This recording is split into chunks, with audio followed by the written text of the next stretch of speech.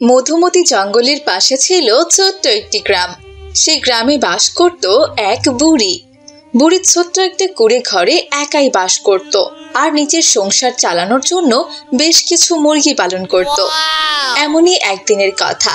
বিকেল তো হয়ে গেল, অথচ মুরগিগুলোকে এখনো খাবারই দিতে পারলাম না।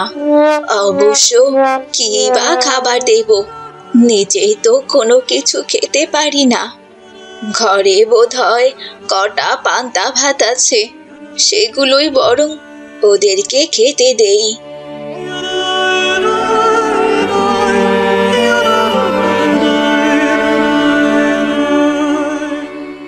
এরপর বুড়ি ঘর থেকে পান্তা এনে মুরগিগুলোকে ডাকতে থাকে, আয় আয় টি টি টি টি টি, আয় আয়, এই নে বাছারা, পান্তাগুলো খেয়ে নে আর আমাকে উদ্ধার কর। বুড়ি যখন তার মুরগিগুলোকে খাবার খাওয়াচ্ছিল তখন ঝোপের আড়াল থেকে একটি দুষ্টু শিয়াল হা করে মুরগিগুলোর দিকে তাকিয়েছিল। আরে বাহ, বুড়ির মুরগিগুলো তো দেখছি বেশ বড় হয়েছে। একটাকে ধরে খেতে পারলে তো পুরো দুদিন আর আমার কিচ্ছু খেতে হবে না। আর একটু সন্ধ্যা হলেই আজ বুড়ির একটা মুরগিকে ধরে মজা করে খাবো। কিছুক্ষণ পর সন্ধ্যা হয়ে যায় আর বুড়ির মুরগিগুলো এক এক করে তার ঘরে ঢুকতে থাকে। শুধুমাত্র একটা মুরগি বাইরে ছিল। তখনই দুষ্টু শিয়াল সেখানে চলে আসলো আর মুরগিটাকে ধরার চেষ্টা করতে লাগলো। সন্ধ্যা তো হয়ে এলো, মুরগিগুলো ঘরে ঢুকছে কিনা কে জানে। যাই যাই, একবার দেখে আসি তো। এই বলে বুড়ি যেই না ঘরের বাইরে বের হয় অমনি দেখতে পায় এক দুষ্টু শিয়াল মুরগিকে ধরার জন্য ওঠ পেতে রয়েছে। আরে আরে, ওটা আবার কি? দেখে তো শেয়াল মনে হচ্ছে। বুঝেছি, ওই অত চারা শেয়াল আমার মুরগিগুলোকে খেতে এসেছে। তবে রে আরামজাদা, দাঁড়া দাঁড়া, তোকে দেখাচ্ছি মজা।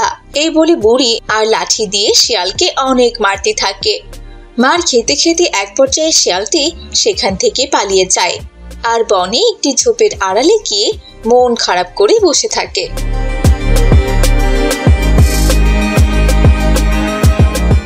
কিরে ভাগ্নে, তোর আবার কি হয়েছে? এভাবে মন খারাপ করে বসে আছিস কেন? দুঃখের কথা আর বলো না মামা, ওই পাশের গ্রামে গিয়েছিলাম এক বুড়ির মুরগি চুরি করতে। মুরগি চুরি করতে গিয়ে ওই বুড়ির কাছে ধরা পড়েছিলাম। ওই বুড়ি আমাকে যা কেলিয়েছে, শরীরটা ব্যথায় আর নড়াতে পারছি না মামা। কি বলছিসটা কি ভাগ্নে? ওই বুড়ির এতগুলো মুরগি আছে, তাহলে বসে আছিস কেন? যা যা, এক্ষুনি গিয়ে আমার জন্য কটা মুরগি শিকার করে নিয়ে আয়। আরে ধুর মামা, তুমি কি যে বলো না। নিজের খাবারটাই জোগাড় করতে গিয়ে ওই বুড়ির হাতে কেলানি খেয়ে এসেছি। এখন আবার তোমার জন্য মুরগি চুরি করতে গেলে ওই বুড়ি কি আমাকে ছেড়ে দিবে? ও তো আমাকে মেরেই ফেলবে। তুই কি বলতে চাস ভাগ্নে? তুই এ বনের রাজার কথা অমান্য করবি? সেটা আবার আমি তোমায় কখন বললাম মামা? তুমি তো বাঘ, তুমি তো নিজেই শিকার করতে যেতে পারো। তোমাকে তো সবাই ভয় পায়। তুমি মুরগি ধরতে গেলে তোমাকে কেউ কিছু বলবে না, ওই বুড়িও কিছু বলতে পারবে না। তোমাকে দেখেই ভয়ে ওর ঘরের মধ্যে গিয়ে চুপটি করে বসে থাকবে। কাল থেকে আমি না খেয়ে আছি, আমার শরীরে এক ফোঁটা শক্তি নেই, আমি হাঁটতে পারছি না। তুই আমার জন্য একটা মুরগি আগে ধরে নিয়ে আয়, আমি ওই মুরগিটাকে খেয়ে শক্তি বাড়িয়ে তারপর আমি যাব শিকার ধরতে। আচ্ছা ঠিক আছে মামা, তুমি এক কাজ করো, তোমার কাছে যদি কোনো মরা বাঘের চামড়া থাকে আমাকে দাও। আমি সেই বাঘের চামড়ার মুখটা পরে ওই বুড়ির বাড়িতে চুরি করতে যাব। তাহলে ওই বুড়ি আমাকে বাঘ মনে করে আর কিচ্ছু বলবে না। একদম আরামাইশ করে তোমার জন্য মুরগি চুরি করে আনতে পারবো। ও এই ব্যাপার, তুই কোনো চিন্তা করিস না, পুরাতন চামড়া আমার কাছে আছে। আমার বউ মারা যাওয়ার পর ওর চামড়াটা আমি যত্ন করে রেখে দিয়েছি, ওখান থেকে ওর মুখটা আমি তোকে ছিঁড়ে দিচ্ছি। এরপর বাঘটি শিয়ালকে তার মুখের চামড়া খুলে দেয় আর শিয়ালটি বাঘের চামড়া মুখে লাগিয়ে বুড়ির বাড়িতে যায় মুরগি ধরতে। আয় আয় আয় আয়, টি টি টি টি টি টি টি, বাচ্চারা খাবার খেতে আয়। আরে আরে, ওটা আবার কি? ওটা বাঘ না শিয়াল? কোনো কিছুই তো বুঝতে পারছি না। ও বাবা, লেজটা তো দেখছি একদম শেয়ালের মতোই। তাহলে মুখটা আবার ওরকম দেখাচ্ছে কেন? সে যাই হোক, দাঁড়া দাঁড়া পাজি শেয়াল দাঁড়া। সেদিনের মার খেয়ে বুঝি তোর আক্কেল হয়নি? আজকে আবারও এসেছিস আমার মুরগি ধরতে। এই বলে বুড়ি লাঠি নিয়ে শিয়ালের দিকে আগাতে থাকে। ওরে বাবা, এই বুড়ি তো দেখছি বাঘকেও ভয় পায় না। এখানে আর থাকা যাবে না, তাড়াতাড়ি পালাই। এই বলে শিয়ালটা সেখান থেকে পালিয়ে যায়। কিরে ভাগ্নে, আমার শিকার কোথায়? তুই খালি হাতে ফিরে এসেছিস যে? মামা, ওই বুড়ি তো দেখছি তোমাকেও ভয় পায় না। বাঘের মতো মুখ দেখেও আমাকে তাড়া করেছে। আর একটু হলেই তো ওই বুড়ি আমাকে এসে লাঠি পেটা করে আমার 12টা বাজিয়ে দিত। তুমি এক কাজ করো মামা, তুমিও আমার সাথে চলো। তুমি শুধু আমার পাশে দাঁড়িয়ে থাকবে আর আমি মুরগি চুরি করব। আমাদের দুজনকে একসাথে দেখলে ওই বুড়ি আর আমাদের কিচ্ছু করতে পারবে না। ঠিক আছে ভাগ্নে, তাই হবে, চল তাহলে। আরে এই বাঘটা তো দেখছি দারুণ বোকা। আমি যা বলছি ও তাই শুনছে। একবার ওকে ওখানে নিয়ে যেতে পারলে মুরগি চুরি করে নিয়ে আমি সেখান থেকে পালাবো আর ওই বুড়ির ফাঁদে বাঘকে আটকে দিব। এরপর শিয়াল বাঘ মামাকে সাথে নিয়ে বুড়ির বাড়িতে যায়। এবারে শিয়াল একটি মুরগি ধরে আনে আর সেটা নিয়ে পালিয়ে যায়। বুড়ি বাইরে এসে বাঘকে দেখতে পায় আর বাঘকে ধরে উঠোনে বেঁধে রাখে। এটা আবার কি, বাঘ না শেয়াল? কোনো কিছুই তো বুঝতে পারছি না। সে যাই হোক, তুই যখন আমার মুরগি চুরি করতে এসেছিস তবে তো আজ আমি তোকে আর ছাড়ছি না। এই বলে বুড়ি বাঘটিকে অনেক মারতে থাকে। আমাকে ছেড়ে দাও বুড়িমা, আমি আর কখনো মুরগি চুরি করতে আসবো না। ছেড়ে দাও আমাকে, ছেড়ে দাও বুড়িমা। একদম না। কেন তোকে ছেড়ে দেব বলতো? বারে বারে ঘুঘু তুমি খেয়ে যাও ধান, তা তো আর হবে না। অন্যায় যখন করেছিস তার শাস্তি তোকে পেতেই হবে। এবার বোঝ মজা। এসব কথা বলে বুড়ি সেখান থেকে চলে যায় আর এদিকে শিয়ালটি মজা করে তার ধরে আনা মুরগিটি খেতে থাকে। ওই দুষ্ট বাঘ আমায় বলে কি আমি নাকি ওর জন্য শিকার ধরে এনে দিব। নিজের শিকার নিজে ধরে খেতে পারে না। এতক্ষণে মনে হয় ওই বুড়ি বাঘের 12টা বাজিয়েছে। এমন বোকা বাঘ আমি আর এ বনে দ্বিতীয়টা দেখিনি। ও নাকি বনের রাজা, ও তো দেখছি বিড়াল। তবে কালকে ওর সাথে একবার দেখা করে আসতে হবে, নইলে আবার ওই বুড়ির হাত থেকে ছাড়া পেয়ে এসে আমার 12টা বাজাতে পারে।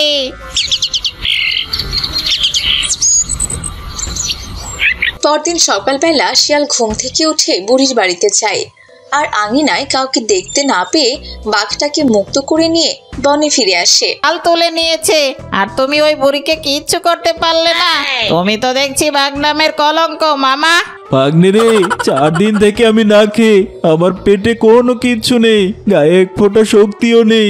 সেজন্যই তো তোকে বলছি, খেয়ে দে আমার প্রাণটাকে বাঁচায়, তারপর আমি ওই বুড়ির কথা চিন্তা করব। এ সময় আমি তোমার জন্য খাবার কোথায় পাবো? এখন খাবার খুঁজতে গেলে তো অনেক দেরি হয়ে যাবে। আমি বরং তোমার জন্য একটু ঘাস নিয়ে আসি। তুমি আপাতত একটু ঘাসই খাও মামা। হায় হায় হায় রে, শেষমেশ বাঘ হয়ে আমাকে ছাগলের মতো ঘাস খেতে হচ্ছে। কি আর করার ভাগ্নে, হাতের কাছে যা পাবি তাই নিয়ে আয়, আগে খেয়ে দে নিজের প্রাণটা বাঁচায়। এরপর শিয়াল কিছু ঘাস নিয়ে এসে বাঘকে খেতে দিল আর বাঘ মামা কোনো উপায় না পেয়ে ঘাসগুলোই খেতে লাগলো। যাক বাবা, এখন একটু শরীরে জোর পাচ্ছি, এখন মনে হচ্ছে একটু হাঁটতেও পারবো। যা শিয়াল ভাগ্নে, এখন তুই আমার জন্য শিকার ধরে নিয়ে আয়। কতদিন হলো শিকারের মাংস খাই না। এসব নিয়ে তুমি একদম চিন্তা করো না মামা, তুমি ওই গাছটাতে উঠে যাও, আমি তোমার জন্য খাবার নিয়ে আসি। এসব তুই কি বলছিস শিয়াল? আমি তো গাছে উঠতে পারি না, তাছাড়া আমি গাছে উঠে কি করব বলতো? আরে মামা, তোমাকে যে গাছে উঠতেই হবে, তোমাকে দেখলে তো কোনো পশু পাখি আসতেই চাইবে না। তুমি ওই গাছের উপর উঠে চুপটি করে বসে থাকো, আমি যাব আর তোমার জন্য চট করে একটা শিকার ধরে আনবো। এই বলে শিয়াল সেখান থেকে চলে যায় আর বাঘটি গাছে ওঠার জন্য চেষ্টা করতে থাকে। বাঘ অনেকবার চেষ্টা করার পরেও গাছে উঠতে পারে না। শেষমেশ সে একটি গাছের ডাল ধরে আটকে থাকার চেষ্টা করে। এভাবেই কেটে যায় বেশ কয়েক ঘন্টা।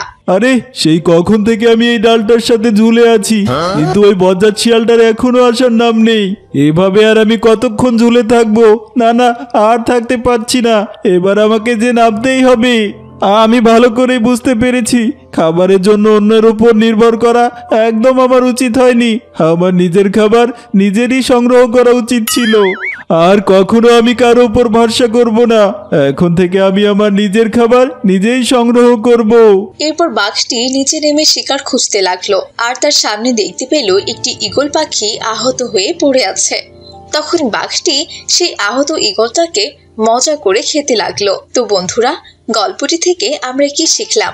এটাই শিখলাম যে কখনো কোনো কিছুর জন্য কারো উপর নির্ভর করা একদমই ঠিক নয়। আমরা নিজের কাজ নিজে করার জন্য যথাসাধ্যভাবে চেষ্টা করব।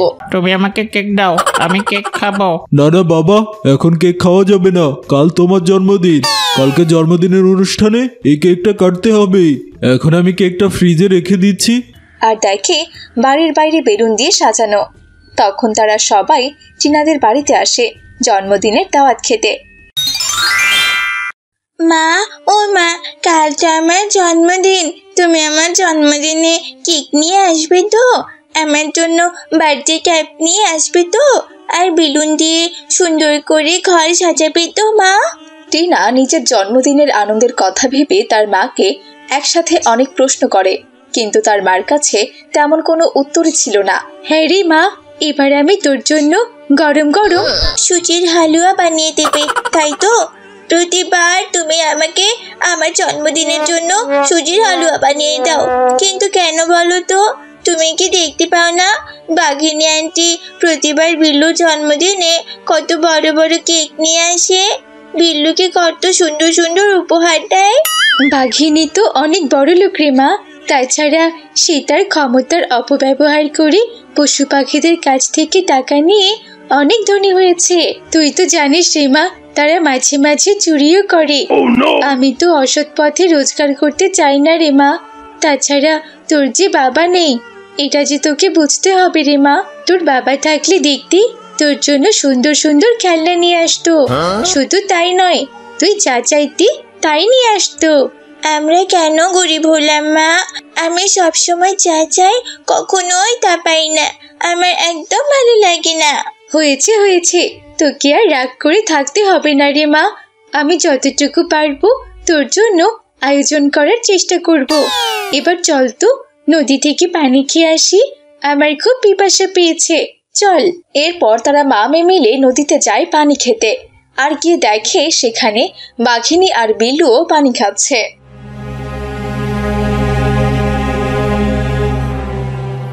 টিনা, কাল তো তোর জন্মদিন, কিন্তু তুই কি ভুলে গেছিস কাল আমারও জন্মদিন? এবার আমার জন্মদিনে আমার বাবা আমার জন্য অনেক ভালো একটা কেক নিয়ে আসবে। বরের সবাইকে আমার বাবা দাওয়াত করবে। তোর জন্মদিনে তো কেউ যাবে না। বেলুন দিয়ে আমার পুরো ঘর সাজানো হবে। আর আমার বাবা এও বলে দিয়েছে আমাকে নাকি বড় একটা রিমোট কন্ট্রোল খেলনা প্লেন কিনে দিবে। হা হা হা হা হা। তাই নাকি বিল্লু? বলছি শোন না রে, তুই আমাকে তো রিমোট কন্ট্রোল প্লেনটা দিয়ে একটু খেলা করতে দিবি? না না না না, তোকে আমি আমার রিমোট কন্ট্রোল প্লেন একদম চালাতে দিব না। আর তোকে আমি দাওয়াতও দিব না। তোরা তো গরিব, তুই পার্টিতে গেলে আমার বাবার মান সম্মান সব শেষ হয়ে যাবে। আচ্ছা ঠিক আছে, তুই যেহেতু আমার বন্ধু, তুই এক কাজ করিস, তুই সবার পরে যাস। সবার খাবার খাওয়া শেষ হলে যে খাবারগুলো বেঁচে যাবে তুই ওগুলোই খাস, কেমন? হ্যাঁ রে টিনা, আমার ছেলের জন্মদিনের পার্টিতে তুই কিন্তু আসিস। আর হ্যাঁ, তোর মাকে যেন আবার নিয়ে আসিস না। তোর মাকে দেখতে কেমন যেন গরিব গরিব লাগে। তোর মা আমাদের বাড়িতে এলে পার্টিটাই একেবারে নষ্ট হয়ে যাবে। বাঘিনী বোন, তুমি ঠিকই বলেছ। তাছাড়া এমনিতেও আমি তোমাদের জন্মদিনের পার্টিতে যেতে চাই না, কারণ তোমরা তো সবসময় অন্যের জিনিস চুরি করে নিজেদের সংসার চালাও। হয়তোবা সেই চুরির টাকা দিয়ে জন্মদিনের অনুষ্ঠান হবে। ওরকম অনুষ্ঠানে আমি যেতেও চাই না, আর আমার মেয়েকেও আমি যেতে দেব না, এই বলে দিলাম। এই শোন শেফা, তোকে না আসতেও হবে না। শোন টিনা, তোকে আমি ফ্রিজের ঠান্ডা ঠান্ডা কেক খাওয়ার দাওয়াত দিলাম। যদি খেতে চাস তাহলে আসিস। আমরা সবাই তো অনেক মজা করব। যাই হোক বাবা বিল্লু, চল আমরা বাড়িতে যাই। এই বলে বাঘিনী তার ছেলে বিল্লুকে নিয়ে সেখান থেকে চলে যায়।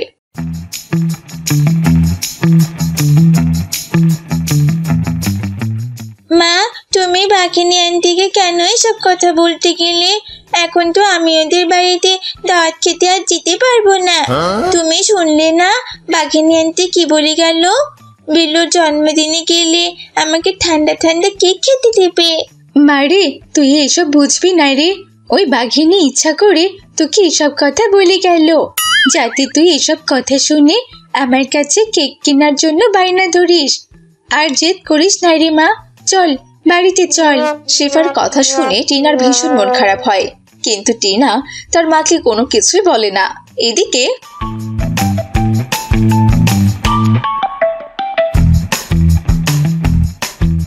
বাবা বিল্লু, এই দেখো আমি তোমার জন্মদিন উপলক্ষে কত বড় কেক নিয়ে এসেছি। বাজারের সবচেয়ে বড় কেক, আমার একমাত্র ছেলের জন্মদিন বলে কথা। কেকটা তোমার পছন্দ হয়েছে বাবা? হ্যাঁ বাবা, আমার খুব পছন্দ হয়েছে। বাবা জানো টিনা আমাকে কি বলেছিল? তুমি যদি আমাকে খেলনা প্লেনটা উপহার দাও, ওটা যেন আমি ওকে খেলতে দেই। কি বলছো কি বাবা? তুমি ওকে কেন খেলতে দিবে? আমার ছেলের জন্য আমি উপহার এনেছি, আমার ছেলে একাই খেলবে। তাছাড়া ওরা তো গরিব ভিখারি, ওরা কি জীবনে রিমোট কন্ট্রোল প্লেন চোখে দেখেছি? ওর হাতে দেওয়া মাত্রই তোমার প্লেনটাও নষ্ট করে দিবে। হ্যাঁ বাবা, তুমি ঠিক কথাই বলেছ।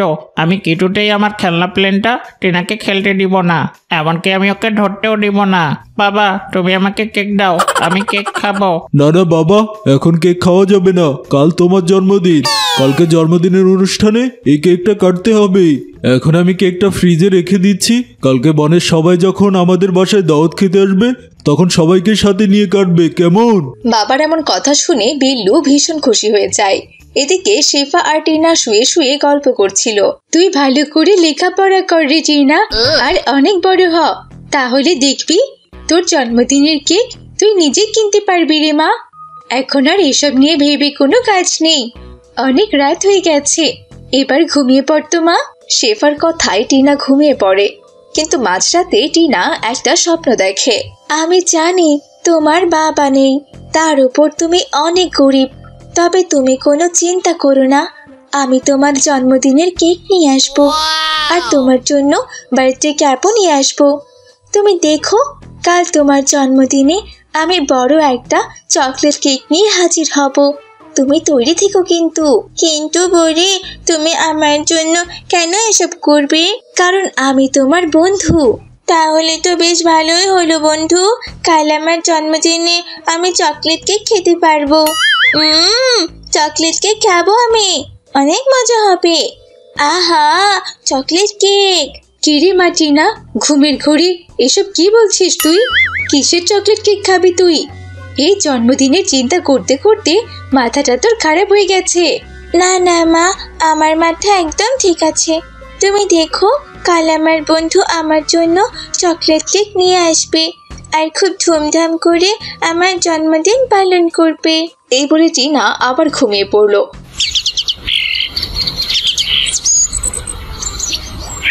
সকালবেলা শেফা আর টিনা জঙ্গলে গেল খাবার খুঁজতে, আর তখন তাদের দেখা হলো বাঘিনীর সাথে।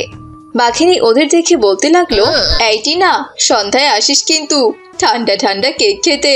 না আন্টি, আমি বিল্লুর জন্মদিনে যেতে পারবো না, কারণ আজ তো আমারও জন্মদিন। আমি আমার জন্মদিন অনেক ধুমধাম করে পালন করব। আমি স্বপ্নে দেখেছি আমার বন্ধু আমার জন্য কেক নিয়ে এসেছে, আর আমার জন্য বার্থডে ক্যাপ নিয়ে আসছে। ও এই কথা, তা বলি তোর জন্মদিনটা কি স্বপ্নেই হবে নাকি রে? এসব কথা বলে বাঘিনী আর বিল্লু হাসাহাসি করতে লাগলো, আর শেফা টিনাকে নিয়ে সেখান থেকে বাড়িতে চলে এলো। দেখতে দেখতে সন্ধ্যা হয়ে গেল। বিল্লু তার জন্মদিনের জন্য নিজের ঘর সাজাতে লাগলো, আর অপরদিকে, কিরে মা, তুই এভাবে বাইরে দাঁড়িয়ে আছিস কেন? মা, আমি ভেতরে থাকলে আমার বন্ধুরা আমার বাড়ি কি করে খুঁজে পাবে বলো তো?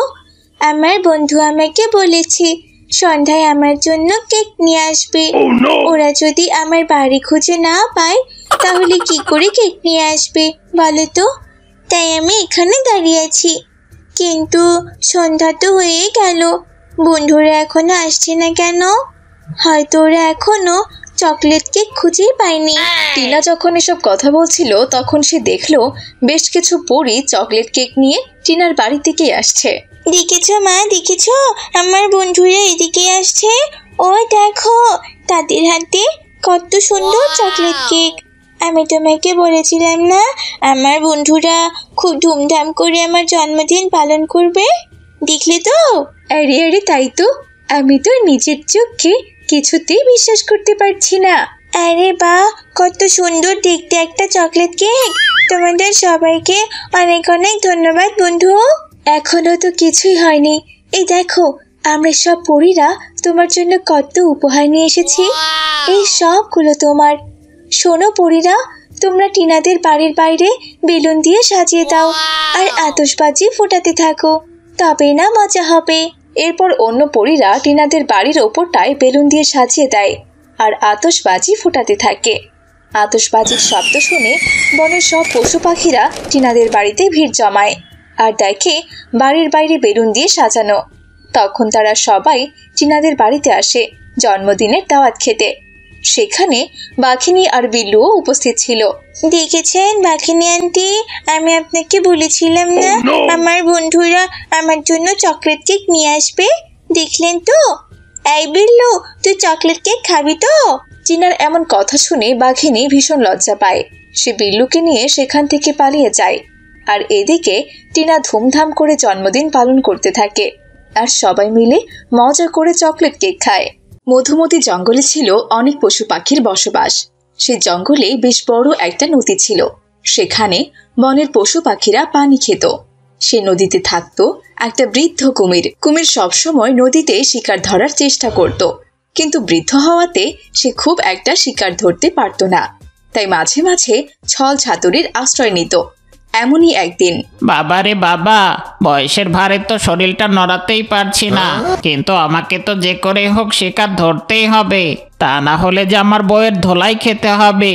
সেই কখন থেকে শিকার ধরার চেষ্টা করছি, কিন্তু কিছুতেই তো ধরতে পারছি না। ওই তো একদল হাঁস এদিকেই আসছে, দেখি ওদেরকে ধরা যায় কিনা। কি ব্যাপার কুমির ভাই, তুমি হঠাৎ ডুবে ডুবে জল খাচ্ছ কেন? তোমার শরীর ঠিক আছে তো? না রে হাসি, শরীরটা আমার খুব একটা ভালো না। তুই যদি পারিস আমাকে কটা মাছ শিকার করে দে না রে, তাহলে যে আমার বড্ড উপকার হবে। ও বাবা, কি শখ গো তোমার কুমির ভাই। আমি তোমাকে মাছ শিকার করে দিয়ে আসি আর তুমি মাছ সহ আমাকেও খেয়ে নাও, তাই না? তুমি কি ভেবেছো? হ্যাঁ, আমি কি তোমার কোনো খোঁজ খবর রাখি না? হ্যাঁ, সব খোঁজই আমি রাখি। আর তাছাড়া আমি খুব ভালো করে জানি যে তুমি ছলছাতুরি করে এই বনের প্রাণীদের ধরে ধরে খাও। বদমাস বুড়ো কুমির কোথাকার। এই তোরা আবার হাঁ করে আমার দিকে তাকিয়ে আছিস কেন? সবাই মিলে মাছ খা, আমাদেরকে আবার বাড়িতে ফিরতে হবে। আরে ধর, সবাই মনে হয় আমার চালাকি বুঝতে পেরে গেছে। এবার থেকে মনে হয় আমার আর মাছ মাংস খাওয়া হবে না।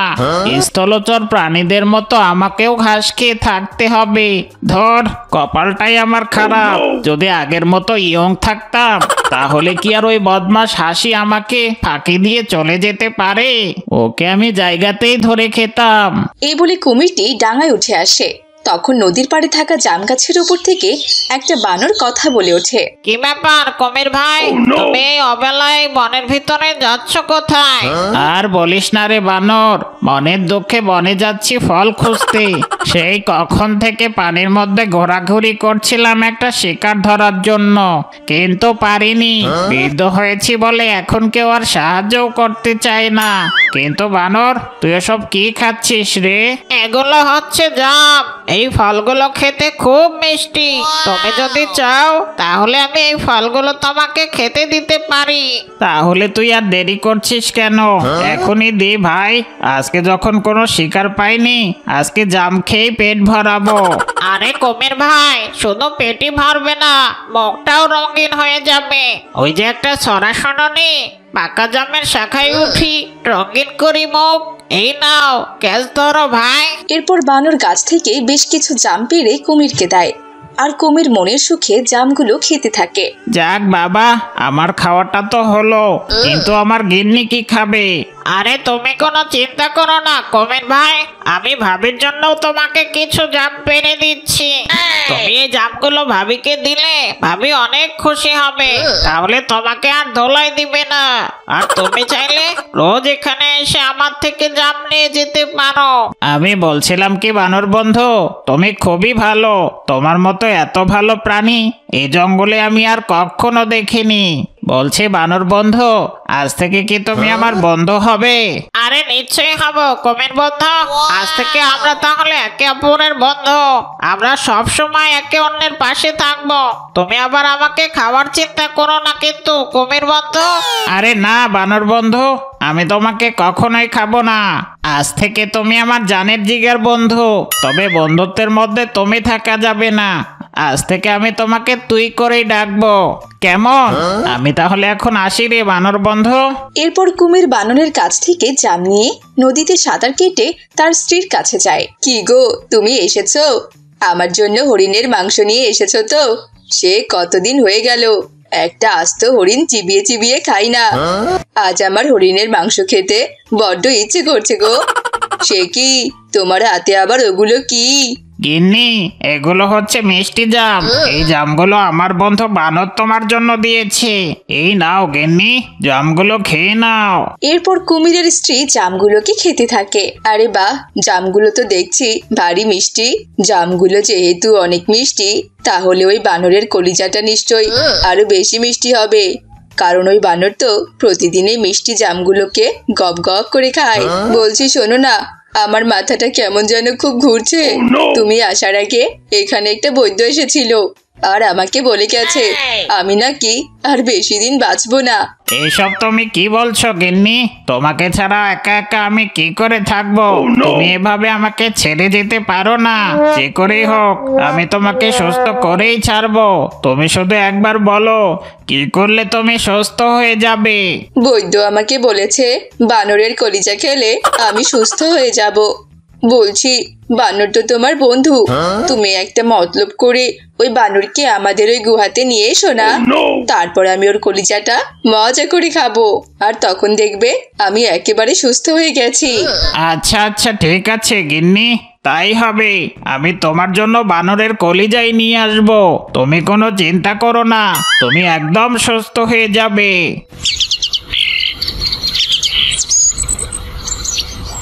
পরদিন সকালবেলা কুমির বানরের কাছে যায়। বানর বন্ধু শোন, তোর ভাবি তোকে হরিণের মাংস খাওয়ার জন্য দাওয়াত দিয়েছে। কালকে আমি একটা হরিণ শিকার করেছিলাম, কিন্তু সেটা আমরা খাইনি। তোর ভাবি বলেছে তোকে নিয়ে গেলে সবাই মিলে একসাথে খাবে। হরিণের মাংসের সাথে পাকা কলাও আছে। চল চল বন্ধু, তাড়াতাড়ি চল। আরে বাহ, এ তো অনেক খুশির সংবাদ। তাহলে তো এই দাওয়াত কোনোভাবেই মিস করা যাবে না। কুমির বন্ধু, তুমি এক কাজ করো, তুমি পানিতে নামো, আমি তোমার পিঠে উঠছি। এরপর কুমির পানিতে নামে আর বানর কুমিরের পিছে ওঠে, আর তারা যেতে যেতে গল্প করতে থাকে। ও আজকে আমি পেট পুরে খাবো। এই জাম খেতে খেতে আমার মুখে কড়া পড়ে গেছে। কতদিন হলো মাছ মাংস খাই না। আচ্ছা কুমির বন্ধু, তুমি কি ভাবিকে বলেছ যে আমি তোমার বন্ধু হই? না মানে এটা বলছি কেন, ভাবি যদি আমার ভুল করে আমাকে খেয়ে নেয়। হ্যাঁ রে বন্ধু, তোর ভাবি জানে তুই আমার বন্ধু। বানর বন্ধু, আজ না আমার মনটা ভীষণ খারাপ। তোর ভাবি আজ কদিন থেকে অসুস্থ। এক বৈধ বলেছে তাকে যদি আমি বানরের কলিজা খাওয়াই তাহলেই নাকি সে সুস্থ হয়ে যাবে। এইসব তুমি কি বলছো কুমির ভাই? ভাবি তাহলে তো বেশ অসুস্থ। ভাবির তো সেবা যত্ন তাহলে করতেই হবে। তুমি তাহলে আমার কলিজা ভাবিকে খাওয়াবে? বানর বন্ধু, আমাকে তুই ক্ষমা করে দিস। আমি তোর ভাবিকে কলিজা খাওয়ানোর জন্য তোকে এখানে নিয়ে এসেছি। আমি বন্ধুত্বের মর্যাদা রাখতে পারলাম না। নিজের স্ত্রীকে সুস্থ করার জন্য আমাকে মিথ্যা কথা বলে তোকে এখানে নিয়ে আসতে হয়েছে। কুমিরের এমন কথা শুনে বানর কিছুটা ঘাবড়ে গেল, কিন্তু বানর ছিল ভীষণ বুদ্ধিমান। সে চটজলদি করে একটা বুদ্ধি বের করলো আর কুমিরকে বলল, কিন্তু কুমির ভাই, একটা যে সমস্যা হয়ে গেল, আমি তো আমার কলিজাটাই সাথে আনিনি। তুমি তো এই কথা আমাকে আগে বলতে পারতে। আমি তো আমার কলিজাটা খুলে ওই জাম গাছে রেখে এসেছি। তুমি যদি আমাকে এ কথা আগে বলতে তাহলে আমি আমার কলিজাটার সাথে করে আনতাম। সে কি রে, কি বলছিস তুই? তাহলে তোকে এত দূর পথে এনে আমার তো কোনো লাভই হলো না। আচ্ছা আচ্ছা চল, তোকে ওই জাম গাছের কাছে নিয়ে যাই, তারপর তুই কলিজাটা নিয়ে আবার আমার কাছে চলে আসিস, কেমন? এরপর কুমির আবারও বানরকে নিয়ে সাঁতার কাটতে কাটতে জাম গাছের কাছে যায় আর বানর লাফিয়ে লাফিয়ে জাম গাছে উঠে মজা করে জাম খেতে থাকে। কি রে, তুই তো দেখছি জাম গাছে উঠে মজা করে জাম খাচ্ছিস। তোর ভাবিকে তো সুস্থ করতে হবে বন্ধু, তাড়াতাড়ি তোর কলিজাটা নিয়ে চল বন্ধু। তুই কি পাগল হয়ে গেছিস দুষ্ট কুমির? তুই কি করে ভাবলি কেউ যদি কলিজা খুলে গাছে রেখে দেয় তাহলে সে কি করে বাঁচবে? বোকার বাচ্চা বোকা, আমি তোকে মিথ্যা কথা বলে এখানে এসেছি যাতে আমার প্রাণটা আমি বাঁচাতে পারি, নইলে তোর মতো দুষ্ট বন্ধু আজ আমার প্রাণটাই নিয়ে নিত। এতদিন আমাকে সবাই বলেছিল তুই ছলচাতুরি করে পশু শিকার করে খাস, কিন্তু আমি বিশ্বাস করিনি। আজ নিজের চোখে দেখলাম তোর মতো দুষ্ট কুমিরের সাথে আমার কোনো সম্পর্ক নেই। তোর আমার বন্ধু হওয়ার কোনো যোগ্যতা নেই। হারামজাদা এসেছিল আমাকে মারতে। বানরের এমন কথায় কুমির ভীষণ কষ্ট পায় আর সেখান থেকে চলে যায়। আর এদিকে বানরটি মনের সুখে ঝুলে ঝুলে জাম খেতে থাকে।